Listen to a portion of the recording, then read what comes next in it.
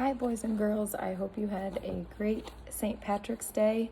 I wanted to share this story with you that is one of my favorites about St. Patrick's Day, so I'm going to go ahead and read this to you. It's called Jamie O'Rourke and the Big Potato.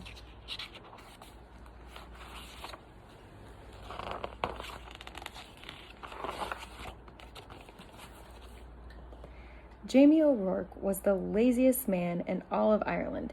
He would do anything to avoid working, especially if it had to do with growing potatoes.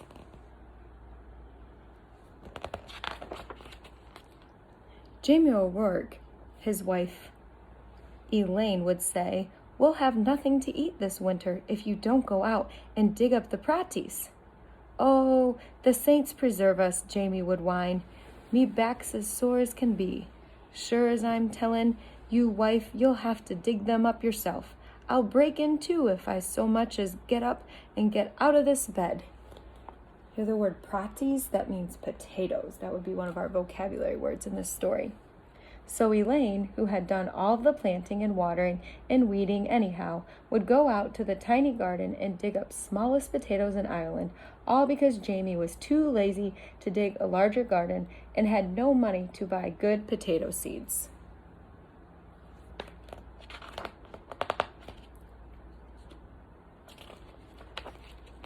Then poor Elaine wrenched her back and was laid up in bed. St. Bridget and the Virgin Mary herself must have smiled on Elaine O'Rourke. The village women said, "Why, it's the first rest she's had since she married Jamie O'Rourke." With Elaine in bed, Jamie began to worry. No Elaine to dig me no praties all winter, and no praties meant no food. "Oh, poor me," wailed Jamie. "I'll starve to death. I'd best go to church and confess to Father O'Malley. There's no tellin' how soon old Death will be knocking on me door." So, even though it was midnight, Jamie set out for the church. He was about halfway down the hill when he heard singing and a tap, tap, tapping sound. I wonder where that sound is coming from. "Sure as I wouldn't be knowin'," Jamie whispered, "but I swear it's a leprechaun." And sure enough, sittin' in a circle of ferns in the moonlight was a leprechaun, singing and hammering tiny nails into the heels of the fairy boots he was making. Jamie knew just what to do. He crept up and grabbed the little man by his coattails and held firm. "Let me go, let me go," the leprechaun shouted. "Not on your life," Jamie said. "Not until you show me where you keep your pot of gold." Now everyone in Ireland knows that leprechauns make boots and dancing shoes for the fairies, who pay for them with gold. And everyone knows that if you catch a leprechaun, he'll pay for his freedom with his pot of gold. But this leprechaun was clever than most. "Oh, please, Mr. Mortal Man," he pleaded. "I'm just stayin' out making fairy shoes, and I have 1 or 2 pieces of gold in my pot. Won't you take a wish instead?" I wonder what he's going to do with the wish. What would I wish for? What would I wish for?" Jamie asked. "Me, who's about to die of starvation because my wife is sick in bed and can't dig the praties for the winter, and they're such puny praties anyhow." "Well," said the leprechaun, reaching into his pocket, "you could wish for the biggest pratie in the world. It would last all winter, and you wouldn't have to do anything more than plant this seed, water it, and wait." Ooh, that sounds like something Jamie would want. That sounded wonderful to Jamie. "Done," he shouted, and as the leprechaun dropped the seed into Jamie's hand, Jamie let go of his coattails, and off that leprechaun scampered. What do you think scampered means? Look at the picture.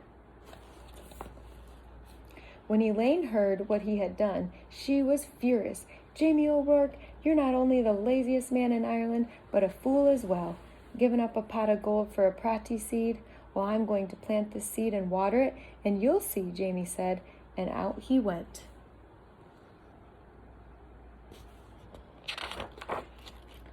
And faith, Elaine did see, in no time at all, the biggest, finest potato plant had sprouted out of the ground, followed by a potato itself.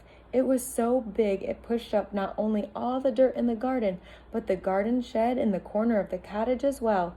Well, surely now it's ready to dig, Jamie said proudly. So look, it's lifting up their house. It's so big. He hoed all around it, but he couldn't dig that pratie out of the ground. He got a beam and a big rock and tried to pry it out. He pushed and pushed, but it wouldn't budge. Vocabulary word is budge. Said he pushed and pushed, but it wouldn't budge. What do you think that means? As he was pondering what to do, his neighbor passed by his way to the village. He couldn't believe his eyes.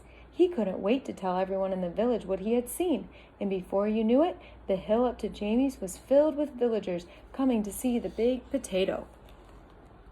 Look at how big the potato looks compared to the village, next to their house and the people. Where did it come from, they asked. Jamie told them about the lucky night he had caught the leprechaun and how smart he had been. Why, anyone could have gotten a pot of gold, he bragged, but the biggest pratie in the world? Well, that took me some doing. However, did you outsmart a leprechaun? They all asked at once. Jamie hesitated and scratched his head. Well, help you dig up your pratie, Jamie, if you'll tell us how you did it. And they grabbed shovels and hoes and started to dig. And they're talking, there's all the people.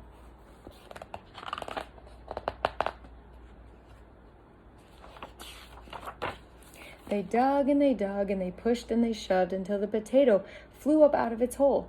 It rolled down the hill faster and faster until it reached the bottom, where it bounced up high and came to a stop, wedged between the stone walls on either side of the road. What to do now? They're rolling it and pushing it, and now it's wedged. Another vocabulary word, wedged between the stone walls.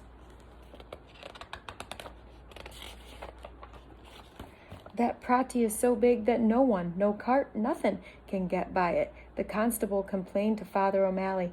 How's a body to get in or out of the village? What shall we do? The villagers wailed. Then they all looked at Jamie and said, It's your pratie. You'll have to move it out of our way. Well, Elaine spoke up, there's more than enough pratie for everyone. Why don't you all just take some?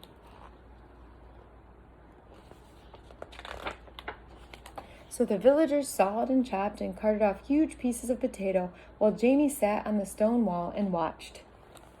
So he's kind of back to being lazy again, isn't he? Sitting on the stone wall watching. All winter long, everyone had potato to eat and eat and eat until no one wanted to see or hear of a potato again.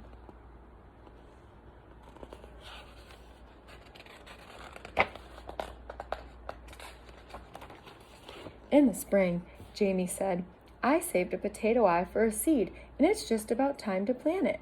Oh no, the villagers all cried.